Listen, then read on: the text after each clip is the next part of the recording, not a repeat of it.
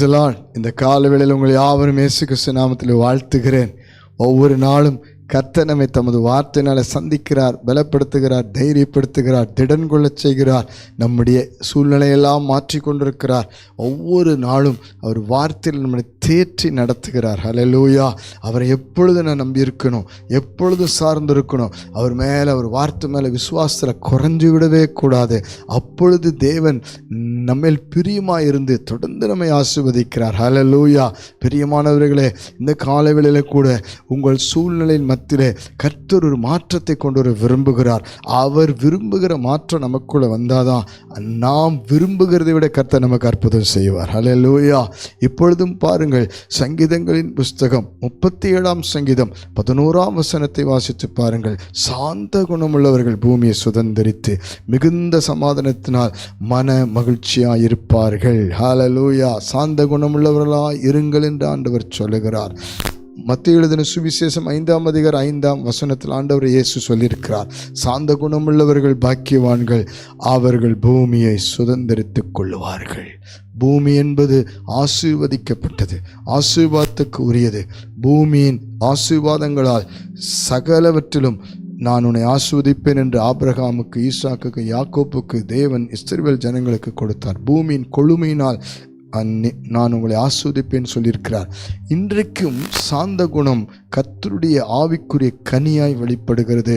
இன்றைக்கு ஆண்டவர் சாந்த குணமுள்ளவராக இருக்கிறார். நம்மேல் சாந்தமுள்ள தேவன், நீடிய பொறுமை உள்ள தேவன், நான் சாந்தமும் மனத்தாழ்மை உள்ள தேவன், என்னிடத்தில் கற்றுக்கொண்டு என் நுகத்தை ஏற்றுக்கொள்ளுங்கள் என்று சொல்லுகிறார். கல்வாரி சிலுவையில் பாருங்கள், இயேசு சாந்தமாய் எல்லா பாடுகளையும், சாபங்களையும், நோய்களை, வியாதிகளை, நம்முடைய மீறுதல்கள் எல்லாம் அவர் சுமந்து ஜீவனை கொடுத்து இன்றைக்கு நம்மை விடுவிக்கிறவராக இருக்கார். கவலைப்படாதிருங்கள் பிரியமானவர்களே. ஆண்டவருடைய குணாதிசயங்கள், ஆண்டவருடைய கனி நிறைந்த வாழ்க்கை நமக்கு வர வேண்டும்.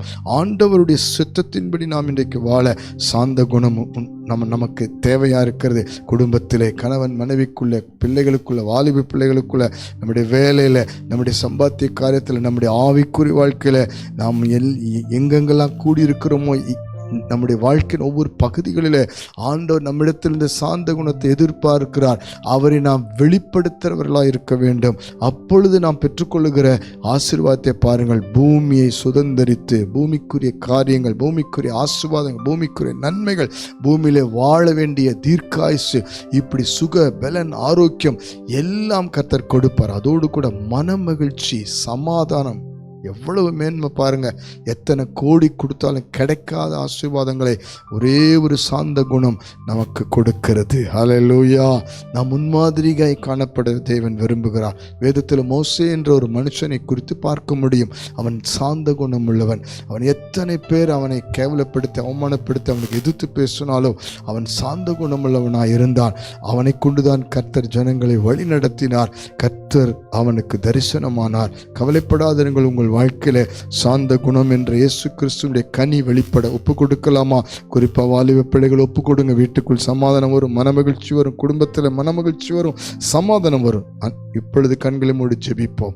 அன்பின் பரலோக பிதாவே, எங்களை சாந்த குணமுள்ளவர்களாய் மாற்றுகிறவரே, இந்த காலை வேளையில பரிசுத்த ஆவியானவர் ஒவ்வொருவரையும் சந்தித்து குடும்ப உறவிலே, வேலை ஸ்தலங்களிலே, விசுவாச வாழ்க்கையிலே, ஆண்டவரே ஆவிக்குரிய வாழ்க்கையில, ஊழியத்திலே உம்முடைய ஆவிக்குரிய கனியை எங்களுக்கு வெளிப்படுத்தி ஆசீர்வதிக்கும்படி ஜெபிக்கிறோம். குறிப்பாக வாலிப பிள்ளைகளுக்குள் இந்த சாந்த குணத்தை கொடுத்து, கணவன் மனைவிக்குள் இந்த சாந்த குணத்தை கொடுத்து, கர்த்தாவே குடும்ப உறவுகள் சந்தோஷத்திலும் மனமகிழ்ச்சியிலும் சமாதானத்திலும் நிறைக்கும்படி ஜெபிக்கிறோம்.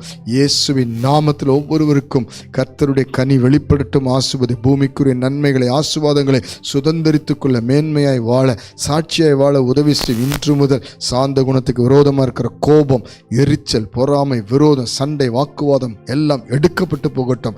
இயேசுவின் நாமத்தில் மன சமாதானம் உண்டாகட்டும். ஆசீர்வதியும். இயேசுவின் மூலம் ஜெபிக்கிறோம் ஜீவனுள்ள நல்ல பிதாவே. ஆமென், ஆமென், ஆமென். God bless you. சாந்த குணமாக நாம் இருப்போம். தேவனால் ஆசீர்வதிக்கப்படுவோம். ஆமென்.